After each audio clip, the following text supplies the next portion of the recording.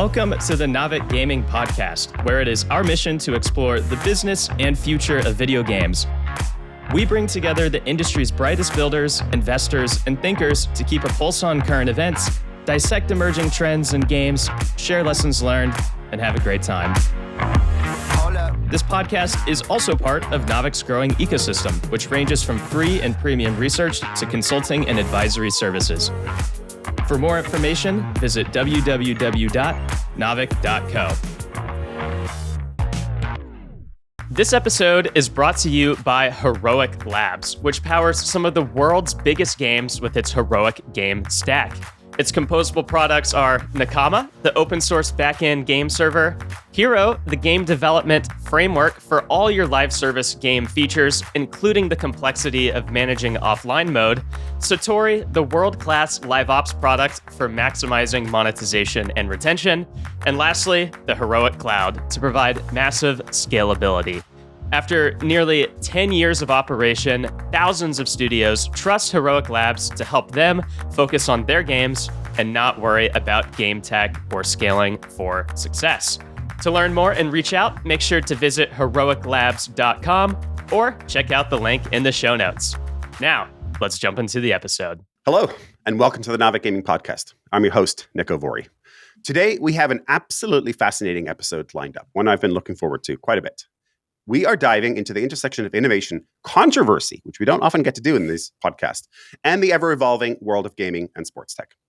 Our guest is none other than Nigel Eccles, the founder and former CEO of FanDuel, which is, with no exaggeration, I'm sure you'll agree, listeners, one of the most revolutionary platforms in fantasy sports history. Nigel's leadership helped FanDuel define and dominate the daily fantasy sports category, but his journey wasn't without its challenges. From navigating legal battles to leaving FanDuel amid a high-profile lawsuit, his story is one of resilience and reinvention, and I am absolutely delighted to have him on the pod to talk about this. Okay. He is now also leading a new venture called BetHog.com, which promises to disrupt the gaming landscape once again in its own right. So today, we'll explore Nigel's thoughts on the FanDuel lawsuit, the future of betting and gaming, and the lessons he's carrying into his latest entrepreneurial pursuit with BetHog. Nigel, welcome to the pod. Thank you. Thanks for having me on. All right. Well, we're going to get right into it then. Mm-hmm. We always start with our guest backgrounds, and there is probably no more interesting person on this pod that we've had than you. So why don't you tell us a little bit about your journey into gaming, where you came from, and then how you ended up founding FanDuel? Yeah, absolutely. Yeah, so I have been in the online gaming world, and by that I mean real money gaming, since about 2000. I was a product manager with Flutter.com. Now, Flutter.com was a startup in London that was trying to create, we used to call it an eBay of gaming, where we're eBay of betting, where you could bet with each other. And that didn't really work. And so we ended up relaunching as a betting exchange, and we merged with Betfair. And cut a long story short, the company today, Flutter Entertainment, is the product of that merger of Flutter and Betfair in 2002. I stayed at Betfair for a while, then launched another betting exchange called Bet Hog in Dublin, and then did some more, went into consultancy for a bit, and then launched FanDuel. Well, actually, started the precursor to FanDuel was a product called HubDub, which was a prediction market, which I had to explain to everybody for the last 15, 20 years what a prediction market was. And now I don't have to do that anymore. It was actually very like Polymarket, and very successful in the 2008 election. And then when the election happened, suddenly interest really tapped off. Very similar to what Polymarket is saying today. Mm-hmm. So summer of 2009, as interest in prediction market was tailing off, we pivoted and became FanDuel. Launched FanDuel in 2009, grew it 3 to 5x every year for very, very rapidly. And then ultimately left FanDuel just about the end of 2017. And then since then, I've done about 5 other startups, mostly in gaming, but a few others in like social media and in the music space. But my big passion has always been it's all consumer, but it's usually speculation and it's often real money gambling. Nice, nice. Yeah, I mean, once you find something that you're both good at and have a passion for, there's nothing better than than doing that. And then you just kind of find yourself having to start things over and over again. And I feel you. I have not been as successful as you, but nonetheless have a similar passion for gaming as well and starting new things up. Okay, great. So let's now talk about FanDuel. There's a big story behind it, but let's start with the founding story. Really, sure. Where did FanDuel come from, other than the fact that you had to kind of pivot away from the prediction markets? That was the start. So the very start was the idea that we were creating this prediction market. And the idea behind it was we felt that the internet was quite flat and boring. And we sort of felt that we could make it more exciting by allowing people to sort of bet on news stories. And because at the time, online betting wasn't available, we were using a sort of play money model. In sort of start of 2009, it became clear that just we weren't going to get to scale in that. We weren't going to turn that into a business. And so we looked at our product. We said, look, we're good at building prediction games, but there's not really enough demand here. There is an existing framework for fantasy sports. There isn't for sports betting. Why don't we become more of a fantasy prediction game? And so we spent a lot of time looking at fantasy sports. There was 5 co-founders of the company. None of us played fantasy sports. This is kind of always one really funny thing. Wow, that blows my mind. Right. We didn't actually play the game, and we didn't even really follow US sports, but we could, as an outsider, look at the games and go, wouldn't it be better if, wouldn't it be better if you could just start at any point in the season? Like that was like a very simple one. Why do the games have to take so long, right? Like, why can't we just play this weekend? Why isn't there like proper prizes? These prizes suck. Like you play a game for 6 months and you win like $100. And then the last one was like, why can't I play on my phone? That was our simple set of theses. And like I've been in Rogue and lots of sort of ideas, but that one we were 100% right. There was people love fantasy, and the idea that you could take something they love and make it faster, more exciting, give it real money, and they could play it on their phone was just like, yes, and definitely yes. And that was the origin story of FanDuel. Nice. And of course, I mean, we take it for granted that, these devices that we all have here are ubiquitous today. But of course, that was 2009, right? That's right. Yeah. And so iPhone had just launched, Right, exactly. The iPhone had just launched and the App Store was in its infancy. And, there was really no way to engage in fantasy sports other than sitting at a website and spending a long time doing your picks and all that kind of stuff. I think we forget how revolutionary it was at the time. That's right. Now tell me a little bit about, so obviously DraftKings, actually, I have to apologize. I don't know the exact timeline of FanDuel v. DraftKings, but of course, those were the 2 big names. That's right. Tell us a little bit about that and the rivalry. Yeah, they didn't. So we actually had, the industry was always very competitive from very early on. Our main competitor was Draft Street. And DraftKings didn't launch until 2012. Wow. They were a copy. Like, like they don't often admit it, but like they were a copy. But they were a very good copy. And they basically, by 2012 when they launched, we were already like, our code base was already like 4 or 5 years old. And so they sort of caught us at a point where our product, they were able to copy and be truly a fast follower. We were like sort of slowing down because we had the spaghetti code base. And so it took us, they were able to innovate very quickly, whereas we weren't anymore. And that was definitely a big challenge. They also raised a lot more money than we did. So they came out and raised, they would raise twice as much money as us. And so even though we had this head start and we were more efficient, they were spending a lot more money. And that was kind of from sort of 2013, 14, 15, you just had this incredible war between those 2 companies because they were desperate to get to being number 1, which were FanDuel, obviously, when they launched. Yeah. Okay. And I think obviously one of the things that I have steered clear of my entire career in gaming is regulation, right? Because regulation and regulatory environments can be very tricky to navigate and time consuming and painful. And I don't like those kinds of environments, but some people seek them out. So tell us a little bit about how you were able to navigate that space. Obviously, it was new. What you were doing was new. We just, very new. Yeah. How did regulations come into play? Yeah. And how did you navigate that environment? It's an interesting one. And it's actually not unlike crypto today. In fact, it's very like crypto today, which is there was no regulation for fantasy sports, right? There's laws. There's laws around online betting or betting, which apply to online. There was laws for games of skill. Generally, games of skill were legal. Generally, games of chance were illegal, or you had to be regulated, but you couldn't offer sports betting because there was a federal law against it. And so fantasy sports had in nearly every state been considered a game of skill.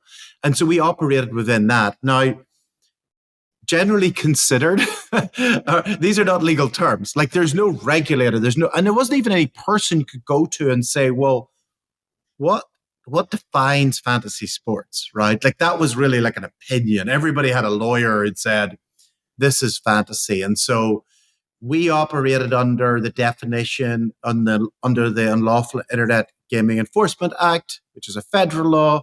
It didn't have a weight of law, but it had a definition. So we sort of said, like, as long as we're like that. And I remember it said that it had to be dependent on had to be at least 2 events. And so you were like, okay, you pick players across 2 events. So some lawyers who were conservative who were like, no, it really needs to be like 5 or 6. And I'm like, it says 2, so you basically had to like sort of kind of make it up.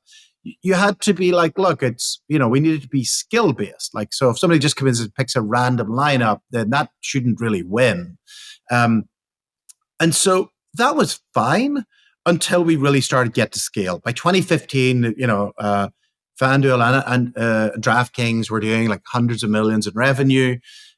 We were advertising very heavily on TV. So suddenly everyone's like, how is this legal? And there was a sort of like, well, this isn't fantasy sports. Like fantasy is, the one my husband plays that, he goes to a bar with his buddies, and this new type is different, right? And so that became, and what happened is we sort of brought, what came was a sort of regulatory explosion. Like suddenly everyone's like, we need to do something, right? And that became, so 2015, 2016, sort of through to 2017, mostly 2015, 2016 was sort of a very challenging period where, we're in front of attorney generals who were facing like federal level investigations about what we're doing. Like we've been operating for, at this stage, nearly 10 years without issue, but suddenly they're like, well, we're not happy about this. And very famously, the New York Attorney General sued us to force us to exit New York. And that created a lot of drama. And ultimately, we were actually very successful. We actually had the law clarified in 22 states in 2 years. So we went out and said, right, people in New York want to play fantasy sports. Like this is ridiculous that, the Attorney General can just decide that this hobby that's loved by millions of people is illegal, based on no weight of law. And so we went to the legislators and say, look, this is super popular. Why don't we get a law clarifying it? We want consumer protection. We want the industry to be regulated. Let's just pass a law, clarify it. And we did in New York. We did it in 21 other states. Nice. Well, and congratulations and thank you. On behalf of all the millions of fantasy players in this country.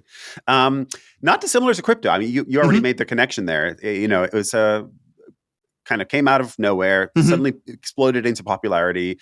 Not dissimilar in the sense that, it's young men who are excited about working in this space and kind of speculating to a certain degree. What parallels do you see beyond that, with the current situation? I know you're actually working in crypto and have worked in crypto for a good amount of time, and we'll talk about that in a second with Bet Hog. But tell me a little bit about kind of the macro level of what you're seeing. So a lot of crossover. A lot of people that I sort of became friends with in the DFS world have come over to crypto. That's number one. It definitely attracts a sort of a risk-seeking, young male demographic. It's definitely much bigger than fantasy sports. Like it's a global phenomena. It's and it's also a platform on which you can build really interesting products. And so much sort of like deeper, it's a much bigger ecosystem, but it actually has a similarity in that it doesn't have relevant laws today. Like sort of looking at it, like one of the problems is, the current administration, the outgoing administration, thankfully, has sort of taken the view that, no, we don't need any new laws. It's all totally clear. And by clear, they mean everything is illegal. Everything, apart from Bitcoin and Ethereum. Everything else is illegal. And they used to say that Ethereum was essentially illegal as well. And in effect, anyone who operated in the industry was breaking the law. And what does that mean?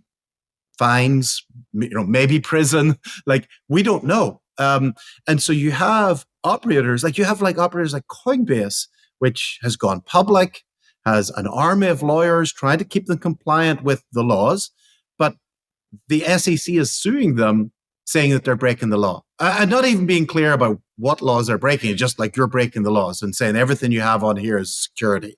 And when Coinbase says, well, can you tell me what the definition is of security and where point us to in the law, like, they won't do that. And so it's been sort of the most shocking for me, which is to see a US government administration basically just try and kill an industry. And that's effectively what they try to do. They've done it directly, and they also have done it indirectly through what's known as Operation Choke Point 2.0, where they basically debanked both people and companies.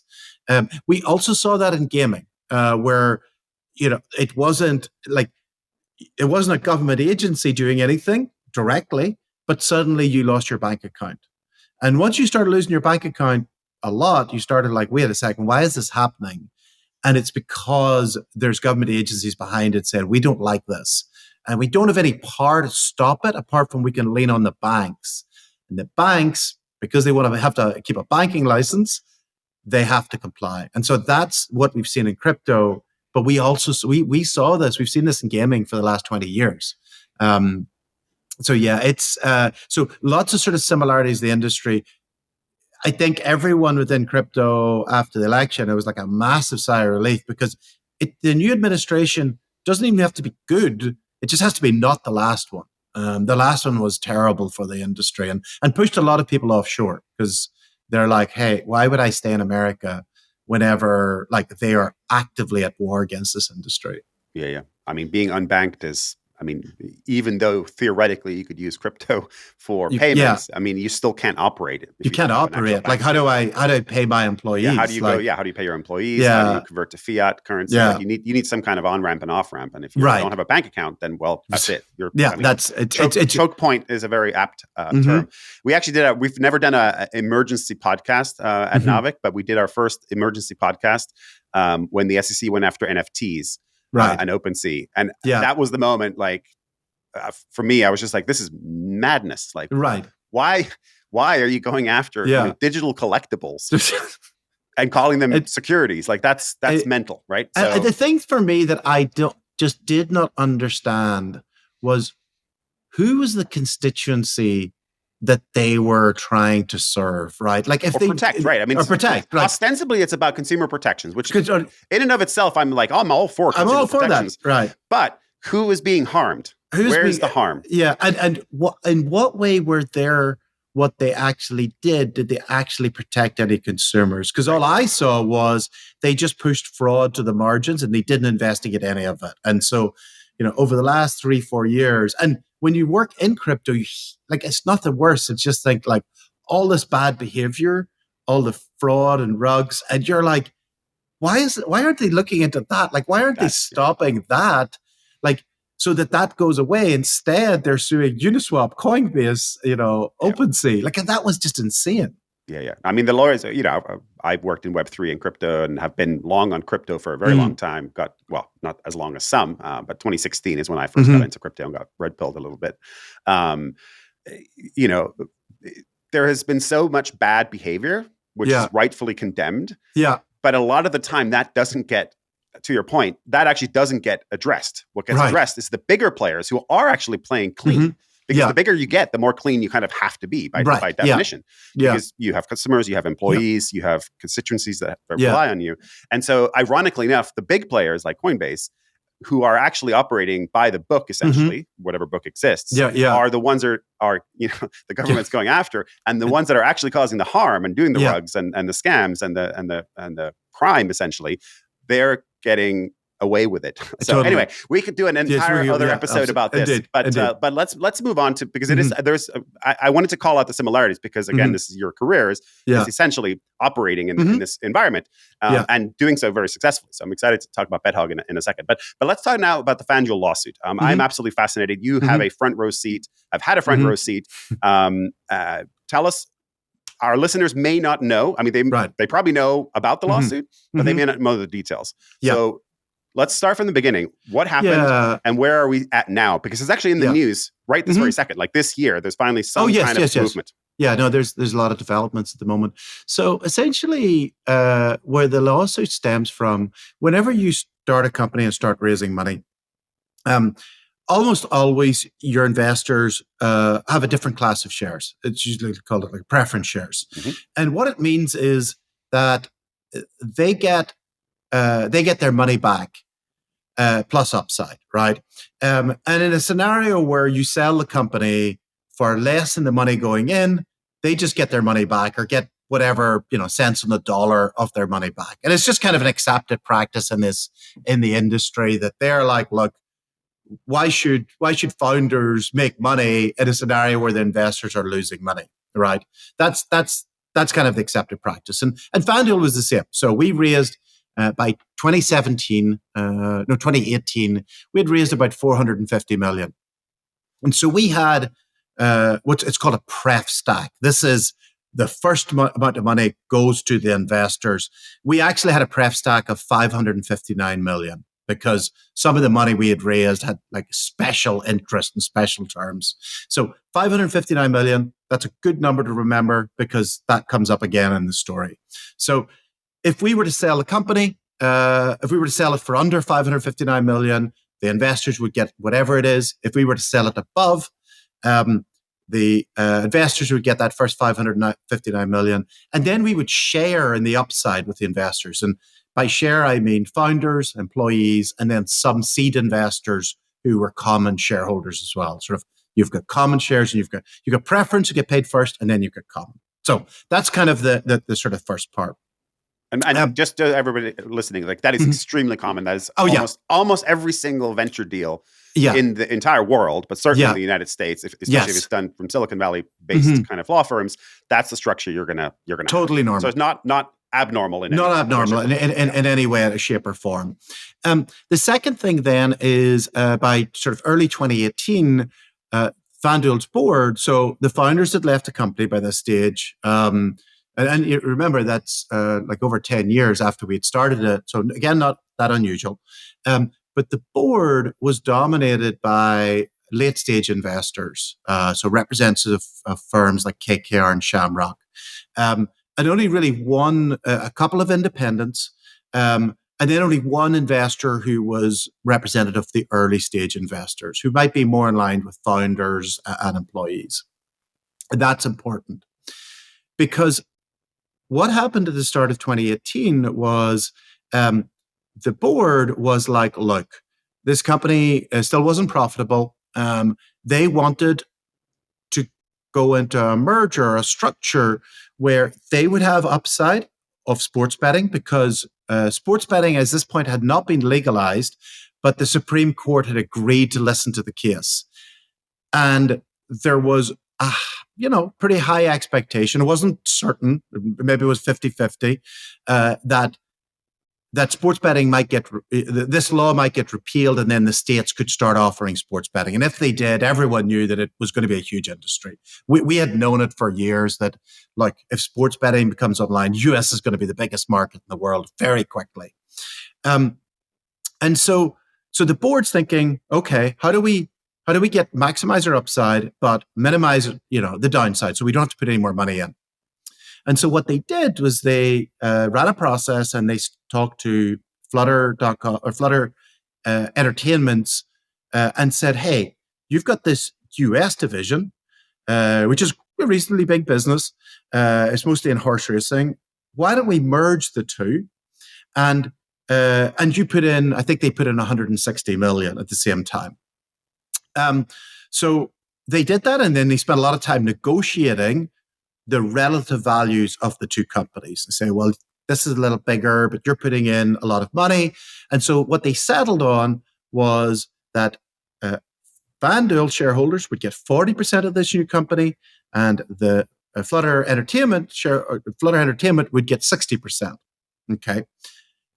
Again, totally normal. And actually a very good deal, a deal that made a lot of sense because Flutter is, one of the largest sports books in the world, tons of experience in operations.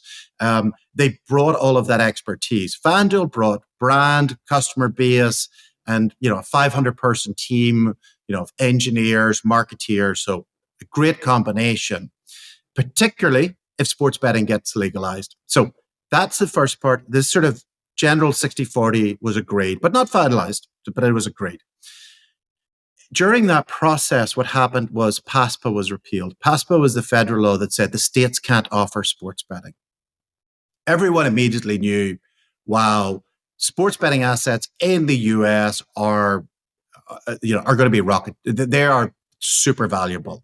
And we saw not many of these companies are public, but one of them, the Score, for example, which was public, which was purely focused on US and Canada, its share price went up like 6x overnight.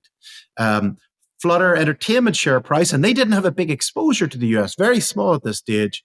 I think they added like 2 billion, 3 billion overnight, right? DraftKings, a company that was essentially the same size as us, immediately raised at a $1.5 billion valuation. So here we have all of this evidence that, yes, everything here is super valuable. The question is, what's the value of that 40%? What's the value to FanDuel shareholders of that 40%? Let's go back to the pref stack. Well, if the value was, say, under 559 million, well, all of those preference shareholders, and remember the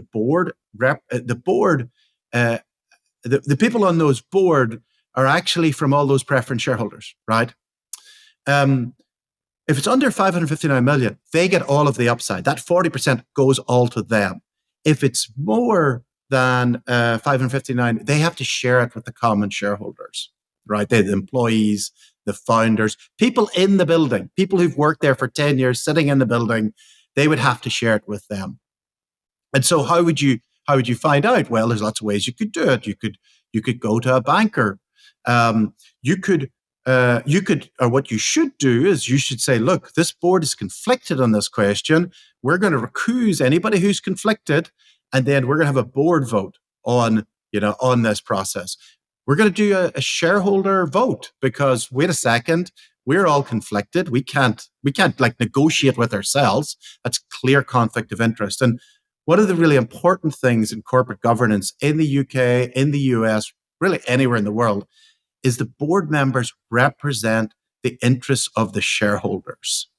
They can't be in there sort of lining their pockets. Like that's just a very principle of English law, that they are there representing the interests of shareholders. So what did the board do? Well, what the board did was they decided that the value of that 40% was exactly 559 million. Suspicious, huh? Suspicious, right? Where did that number come from? A little bit. A little suspicious. A little suspicious. And that's essentially it. That's the very simple version. So what did that mean? It meant that founders and employees literally in the building at that point, got an email or got a letter saying the value of your equity, the value of your contribution to this company, all the blood, sweat, and tears you've put in over the last 10 years is zero. Now, two years later, that's that 40%, which they said was worth 559 million. They sold to Flutter for $4.2 billion. So our suit is very simple, which is this was never 559 million.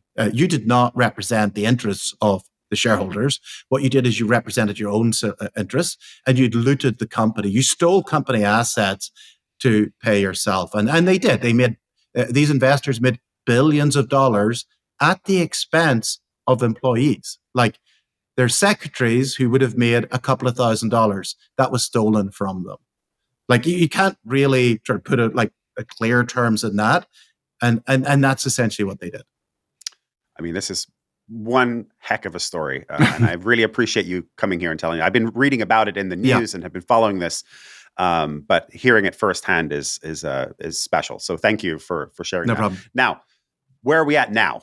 It's been in the courts for quite a while now. It's been wending its way through. Yeah. Where do we currently stand? Yeah. So at the start of 2020, I filed a case. So we previously filed a case in the US, in Scotland, where the company was incorporated, and said before the deal even closed, and said, look, and the case was basically stop. This is distinctly you're breaking your fiduciary duties here. This is fraud. Like we need to stop. They went ahead with it. So we refiled the case in New York court in 2020. The defendants, which is the private equity firms, principally KKR and Shamrock, filed a motion to dismiss, claiming that under Scottish law, they did not owe a fiduciary duty to shareholders. So that case actually went for the judge. The judge found in the favor of the plaintiffs, us. The plaintiffs in this case are not only the co-founders of the company, but over 100 former employees. So this is not just a case of Nigel and his buddies felt bad. This is everybody in the company knew the day the deal was done, that something really wrong had happened. And so that's why, this is who we represent. The case they then appealed that decision because the trial court found in favor of the plaintiffs. They appealed it, and remarkably, it got reversed. We then took it to the New York Court of Appeals. It's kind of the Supreme Court for the state of New York, which is the highest court. And the New York court reinstated in our favor and basically said, under Scottish law, directors owe a fiduciary duty to shareholders. You can't sort of get out of it by saying, we can do whatever we like. We didn't owe a fiduciary duty. And that's where we're at the moment. And we have several more years ahead of us to actually get to court and get it heard. Several more years. Oh, there's your justice system at work, huh? Yes, it's not the fastest system. No, it's not. Okay, now let's say we get a few years now into the future. Mm-hmm. The court hears the case. Is it going to be a judge that decides? It's a panel, a jury. It's a jury trial. Okay, jury trial. Okay, and so what could the outcome be at the end of the trial? I mean, who sets the value at that point? Is there a formula for calculating, like, okay, it clearly wasn't 559 million, but is it 4.2 billion? Is it somewhere in between? Is it 1.5 billion, like what DraftKings was raising at? I find that interesting when you ask questions of lawyers. You kind of have to say, I'm banning you from saying it depends. There is no simple answers. Like I think one of my experiences with the legal system is that I always sort of thought of the legal system as a very clear set of rules that we all sort of operated in. And what I just and the legal process was sort of like, navigating it within those rules. I've revised that opinion now that these things are not clear. And there isn't just sort of a set formula or a set process. Things, it depends is really and so I've stopped asking that question because my lawyers have sort of said, well, it depends. And they are sort of like, look, and then also, we're not really focused on that right now. We're focused on getting to court. Yeah. We're focused on collecting all of the evidence. Once we collect all of the evidence, once we have do all the depositions, and once we get it to court, then that's a point at which, a lot of those things are going to be asked. Yeah. Well, along the way, the lawyers always win, though. Win or lose, the lawyers always win. So doing depositions is not cheap. Are you funding this lawsuit, or where's the money coming from? from to pay all the lawyers? Because again, this has to be a very expensive lawsuit. Yeah, we have the means to get us all the way through. So like we're all right. Yeah, we're on track. You're on track. All right. Well, I wish you the best of luck. I mean, whenever there's large sums of money involved, unscrupulous players are going to try and break the rules or bend the rules. And it sounds like this is a clear case of that. Yeah, I wouldn't. The only thing is I wouldn't say that. Okay. I think what happened to us is actually incredibly rare. And I've had founders who've come to me, and I've had friends who've had very bad experiences with investors. But this one was highly exceptional, because normally when you run into situations, it's like when the company is failed, right? Like the company raised a lot of money and didn't work out. And so like the founder feels screwed because there was still a chance, but the investor didn't want to, and there's kind of a bad outcome for everyone. It is so rare, and to the extent that I don't think I've ever found an example where you have a company that's a phenomenal success story and the investors used a mechanism to defraud the founders and employees. Like that is just so incredibly rare. And also, this isn't a story about investors. Like this isn't a story about, so some people have tried to say, this is why you don't raise venture capital. That's not the story at all, because this is not typical. This is about a certain group of individuals who behaved way beyond the norms of business and ethics that, I never want entrepreneurs to sort of take a read from this and say, well, this is why I shouldn't raise VC. Like that is not, definitely not the lesson. Yeah. No, I would echo that. Obviously, I've not dealt with numbers this large myself, but I've raised from many investors over many companies. And what I can say is that almost to a person, they have been ethical, good human beings who have abided by the rules and who are mostly aligned with the founders and the employees. If founders and employees do well, investors do well. If they don't, then investors don't do well either, right? I mean, it's usually very binary. So to your point, it's kind of a weird situation, to put it mildly. No, it is. It's very exceptional, which obviously, and for me, like a huge driver for me is that when people came and worked for us at FanDuel, a big thing was that they put their trust in me to say, hey, look, big part of your salary is going to be equity. And what I felt was whenever this happened was less about me, but more about them, which is they were cheated, they were defrauded, and I couldn't stop it at the time. And that was enormously frustrating. And so whenever we put together the case, a lot of lawyers were like, look, let's not bother all of them. They don't, they're not that big shareholders. And I'm like, no, I want everybody who worked for me to have the chance to join this. And almost everybody that I spoke to, like some of them were still employees at FanDuel, so they didn't feel great about suing their current employer. But nearly everybody I spoke to who was in a position to do it joined, because they all knew immediately, and they felt a similar level of grievance that I felt and wanted to see it through. Yeah. We're going to get to Bet Hog in a second here, but maybe one or two more questions around this. One of the things that I'm curious about is you left after 10 years. Understandable, 10 years is a long time, and it's not that uncommon for founders to move on, especially once you get to a certain point where it's like, okay, we built the company into X. My skill set lies doing the 0 to 1, and now somebody else can run this, and I'm going to go off and do a different thing. But I'm curious to hear your story. Like, why did you move away? Why did you transition away? What did you learn from that? Was there anything you could have done to prevent what happened here? Do you ask yourself that question, or is it kind of futile to do so? I have sometimes, not a lot. Like I think one of the things you have to understand that is we were, at the time, sort of 2008 to 2015, we were raising money for a product that it didn't have clear legality. There was, raising money was not easy. We didn't have the pick of Sequoia, Kleiner, A16Z, all sending us term sheet and us picking the best investor.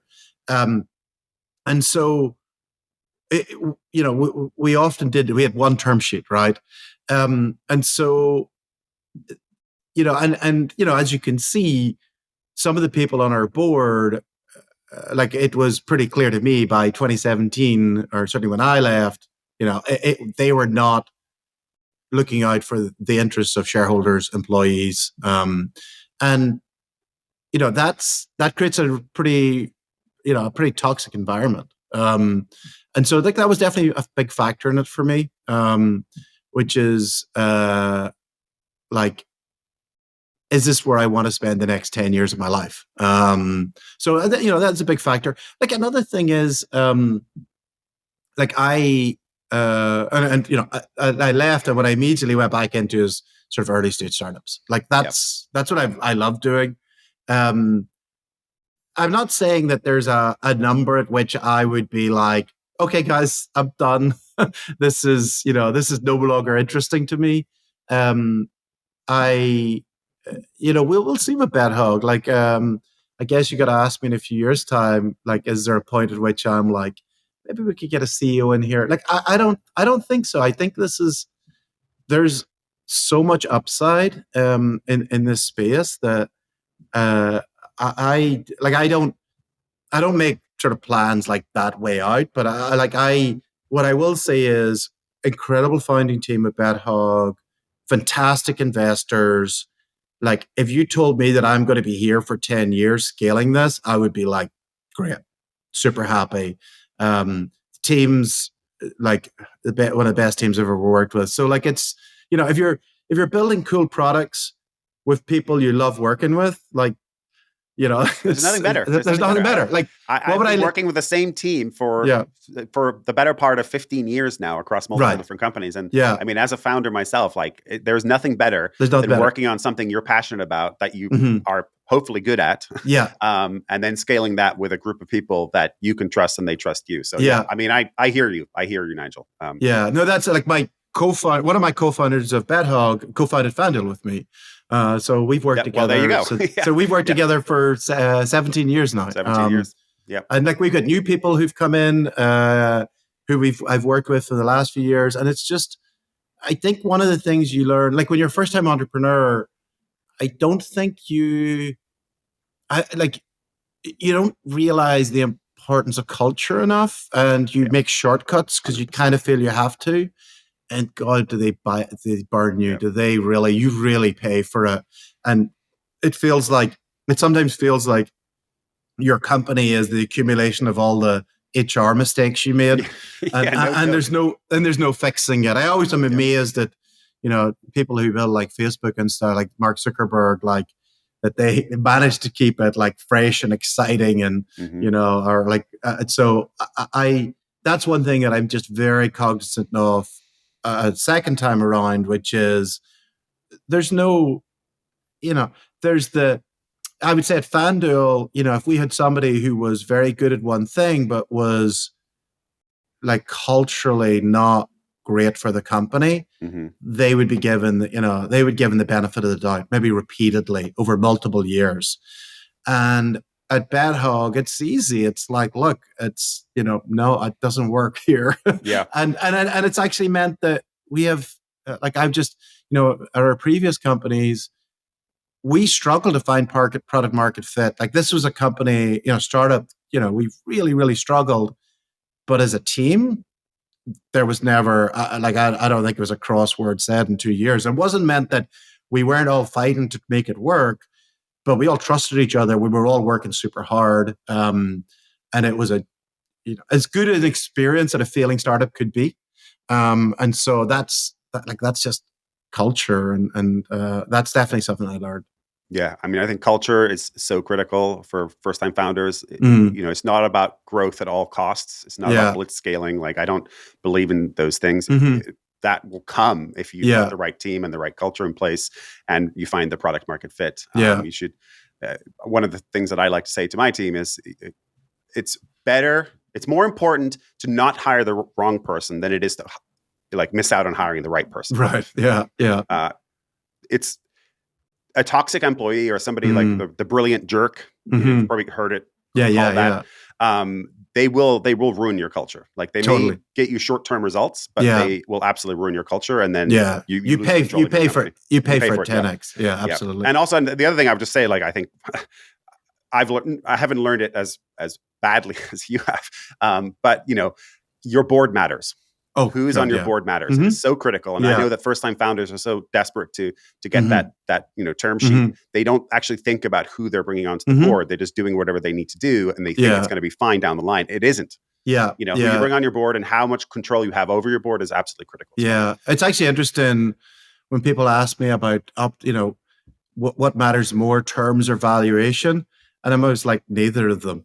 Like neither of them. I said that the only thing that the first thing that matters, actually, I would even say the thing that matters more than the person that's going to join the board is the fund that's going to invest in you. Because sometimes board members change. They change all the time, especially if you have somebody who's not super senior. If that fund doesn't have a good culture, it's going to be it can be a death sentence for your company. And I've seen it so many times. And I'm like, if you optimize for like a 20% higher valuation and you have the wrong fund behind you, you're going to regret that for the rest of your life. Oh, yes. And so that I always sort of like, fortunately, it's certainly at seed stage, I would say the vast majority of funds, like certainly any ones of any sort of brand name, they're good. They have the right intention. There's like a long list of them. When people ask me for like references about different ones, I'm like, some of these are brilliant. Some of these are funds that I love and I really know them really well. I know the partners, but I said like vast majority of them are good. And I think they'll be really supportive. It is a real rare, one or two that you're like, I wouldn't raise from them.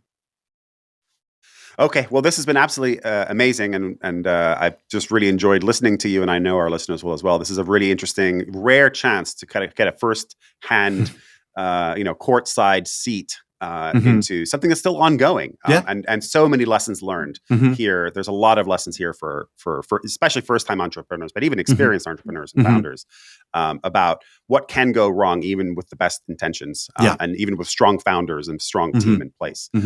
So I thank you for sharing the story, and I really appreciate it. Okay, well, let's shift gears now. Bet Hog.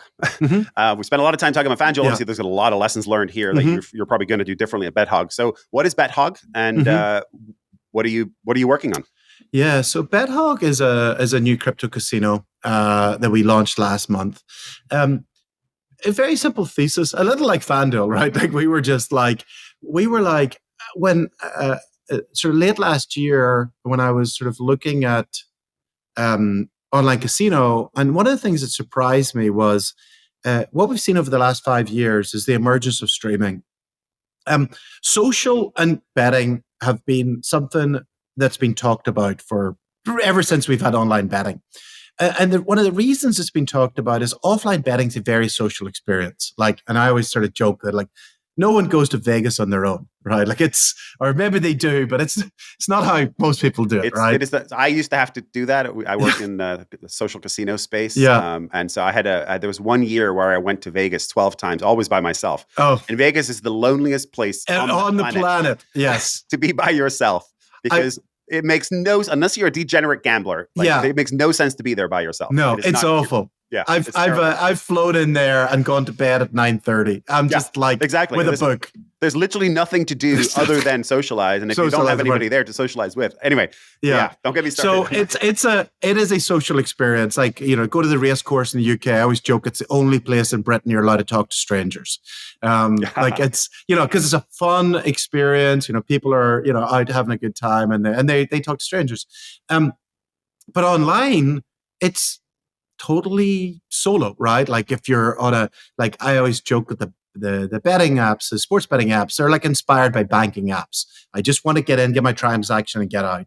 And casino, it's totally solo. It's just you in front of the screen and you're playing. And one of the things I thought was really interesting over the last 5 years was streaming just become a huge phenomena originally for video gaming, but now for real money gambling. And what I thought was interesting was that the games themselves hadn't evolved. So you would be playing it and you'd be streaming it with your fans, and they could maybe chat to you, but they couldn't participate in the game. They could just watch. And so we basically said, well, isn't it weird? This whole social thing has been built around this, but the games haven't changed. We're like, why don't we build the games with the streamer in mind? Like, why don't we build games with the streamer is like, oh, that'd be cool if I could do this. And so one of the first titles we have is a great example of that. It's a title called Hogger. Hogger, like the name suggests, like Frogger, but it's a pig. And the challenge of the game is to get the pig across the road. And somewhere randomly, the pig will get squashed. You have to decide to exit before the pig gets squashed. It's a game format. It's a crash game format that's actually not that uncommon in crypto casinos. But the twist we brought into it was we let the streamer share their game with their fans, and then they can jump in behind. So they're betting on the same game. So basically, the streamer is now in charge of a whole ship of, a whole group of people. Their money's riding with the streamer. And so, and one other thing is that the group that are betting on it, they can also decide to exit early. So if they get a little bit like, I don't know, I think you're going a little far, I'm getting out.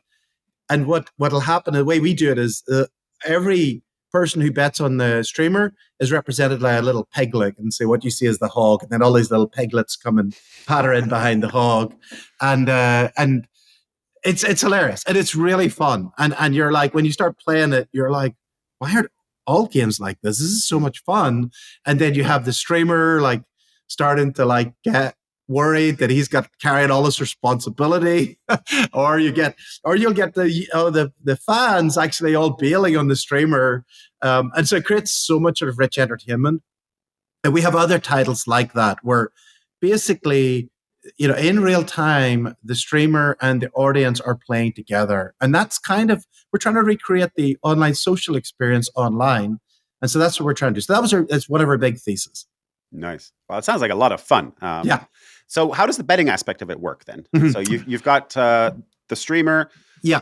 You've got the fans. Yeah. And then you've got some fans are participants. So there's there's 3 buckets of so people. The streamer can put down a bet, $5, $10, $100 on their hog.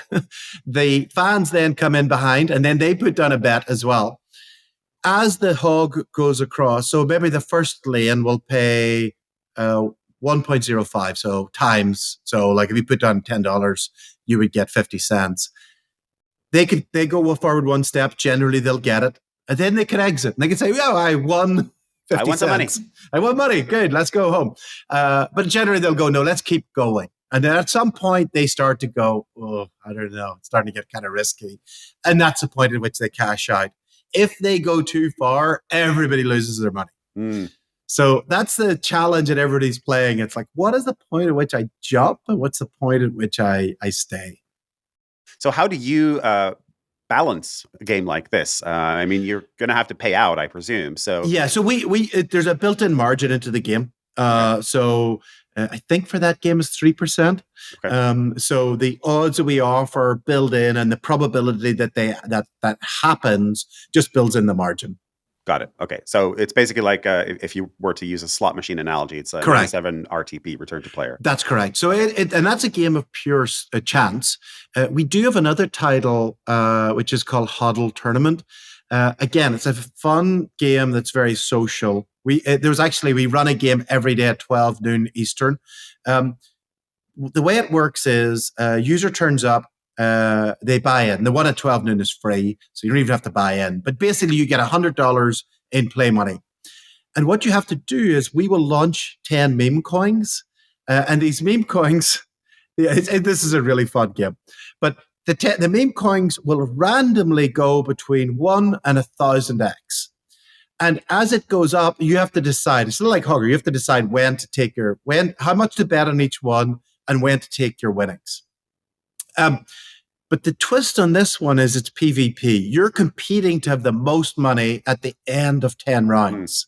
And so in that game, you're actually competing with everybody else in it. And it gets really interesting because if you start to get ahead, you start playing more conservatively because you're like, well, I'm in the lead. I don't need to risk anything. Mm-hmm. Whereas if you're behind, then you start going all in. I'm all in on the next coin. Wild bets. And it creates these sort of incredible dynamics where, some people you see a lot of people chatting beforehand, like, what's your strategy? And everyone's like, I'm going big early. Big early is definitely a strategy. Some people are like, I'm big mid game.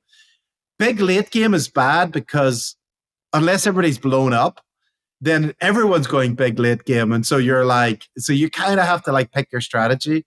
So it's been a very, very funny game to watch. And it runs every day now. And so you said that one is play money. So that one's not. That one's play money so you buy in. It's more like a poker tournament. You buy in a poker tournament. You're like, here's my $100. Give me my chips, and then I'll win the prize money at the end. So that's hodl tournament works like that. Got it. Okay. And what are the relevant legislations that cover this category? Yeah. So we're licensed internationally, but we don't operate, and we geo-block US, UK, most of Western Europe. And so we're operating in Latin America, Far East, Canada, outside Ontario. So a bunch of places. And that's where we operate today. Certainly our aspiration is laterally to come on shore, to have a product in the UK, to come into certain states in the US, to launch in Ontario. That's what we want to do. But at this early stage, we wanted just the speed at which we can launch new games, test them, see if they work. You can't do that in a regulated market because every new game takes 6 months of testing and review, etc. And so we want that speed of proving these games. And then at a certain point, we're like, right, okay, now we're ready. We can start to come on shore. Yeah. So essentially finding product market fit as quickly as you possibly can. Yeah. Almost like being in soft launch, if you were to use a kind of a gaming analogy, like soft launch in New Zealand and Australia, and then finally you'd eventually, fix all the bugs and tweak the game, and then boom, you're ready to go big. Okay, that makes a lot of sense. Now, you mentioned Polymarket. Obviously, Polymarket was heavily in the news for this election, and sounds like their interest has waned off a little bit. Not surprising. Yeah. But of course, Polymarket is being looked at, just like with a lot of things in crypto and betting and what have you, regulated markets, for the relative ease with which you can kind of get around the geo-blocking, just simply using VPN. Is that something that's on your mind? What are your thoughts on that, both for yourself, but also as it relates to Polymarket? Yeah. So I don't know the details of Polymarket, they geo-blocked the US. I'm sure in the terms that you said you weren't in the US. But he didn't really do anything else. I don't even think he didn't ask for address or do any KYC.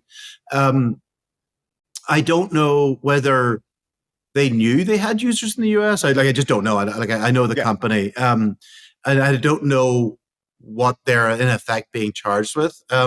It's very clear that they shouldn't have users from the US, and that's very the same for us. And we try to do everything we can to ensure that we don't. So we have VPN protection. It's in our terms. We do different tiers of KYC. And so it is important. The US, every country has laws, and you want to be compliant with it. And so, it's sort of, I can't really state about what they did, but just given the level of interest that they generated in the US, I think there may be questions about were they actively marketing to the US? Did they have knowledge that people in the US were coming in and using it? So I suspect that's what's being looked at. And certainly for BetHog's perspective, we do spend a lot of time trying to make sure, okay, we're geo-blocking the US. We don't want to be citing influencers who are in the US. We don't, we want to do all these things to try and ensure that we aren't getting users from the US. And so try to do everything we can there. Got it. Okay. At what point are you then thinking, and maybe you can't predict the future, but at what point are you thinking, okay, we've got PMF in these markets here. We're ready to test it out with a more regulated environment. We're ready to spend the time, the money, the, influence campaigns, et cetera, to try and become legal. What is your first market? What are you looking at as kind of the easiest, air quotes, easiest low-hanging fruit? Yeah. Well, so one of the big challenges is there isn't a single regulated in the world market in the world that I know of that allows you to take crypto. Yeah. Which is kind of crazy, right? Like, and then people, and it's amazing when you talk to people who say, well, yes, because it's associated with criminality and money laundering. And I'm like, yeah, cash is kind of the best thing for money laundering. Like, crypto is terrible. Like, the fact that so many people are caught for it's on the ledger. Like, that's the whole point of it. So, it's kind of, but it's, like, I will speak to regulators and, you will hear that repeatedly being said. And so you definitely feel that we have a longer journey to educate them and say, look, this is a terrible, terrible technology for money laundering. People have coming to close to $4 trillion in assets. And you're saying that they can't use it to do something that they should be able to want to do. Also, crypto doesn't, just because it's crypto doesn't mean you can't have KYC or you can't have any money laundering. Like, you can have all of those things. And so, it is certainly a little frustrating today that none of the regulated entities, because we really want, would we launch in a jurisdiction where we have the product but no crypto? Maybe, but I just wouldn't be as excited about that. Like, I do think that crypto is very deep in our ethos that, and that we would want people to be able to play with crypto. Like, one of the big things is, like, when people deposit with us, say they deposit in Solana, we keep it in Solana. So if Solana doubles tomorrow, your account balance is double. Mm-hmm. Yeah. Most people in crypto do not want to hold US dollar. Like, that's the whole point. And so I think we would love to see that the regulators start to embrace crypto and realize, like, it's just money. People should be allowed to deposit with it. Like, I'd say if in 3 years' time that hadn't happened, I certainly would be very disappointed. But, maybe we would have to start to say, well, maybe the crypto isn't as important as the games we're building that are so unique and fun that we absolutely should bring them into regulated markets and, have to accept that regulators are just not going to embrace crypto. Yeah. Just to clarify, is crypto the only way you can bet? Yes, right today now? it is. It is. Mm-hmm. Okay. Interesting. Yeah. Okay. But we take stable coins like USDC. Yeah, sure. But I mean, you still have to, you have to figure out crypto. Yeah. You got to figure out crypto. Which is not very exciting. If you're in crypto, like, stable coins are kind of like, what's the point? So what's the point? It's like not alcoholic beer. Like, why would anybody want that? Yes, exactly. Okay. So that's interesting. Do you have any plans to add cash? Just we will do in time. Yeah, like, we will. Okay. We will do. Like, right now, I'd say our user base are all heavily into crypto, and so it's not been. No one's asked for it. One's asked for it. They're not clamoring like, hey, I want to spend. I want to spend dollars. I don't know what they use in Nigeria, but I want to buy. Yeah, like, no, we've not had anybody ask, but like, in time, I can see it. I can see it happening. Interesting. Okay. Like, one of the interesting things on that is why crypto casinos. One of the reasons crypto casinos make so much sense is, when you're an operator, one of your biggest issues is payments. Like, just actually, like, even within the US, like, you look at FanDuel, obviously regulated operator, has like checked every box.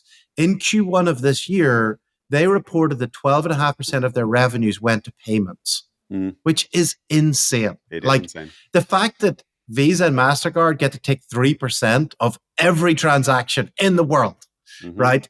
Like, and it doesn't, like, we're like, well, why is a $10,000 transaction, why does it cost $300? It's the same to them that a $10 transaction is, but it's because it's a duopoly. Like, they charge the same amount.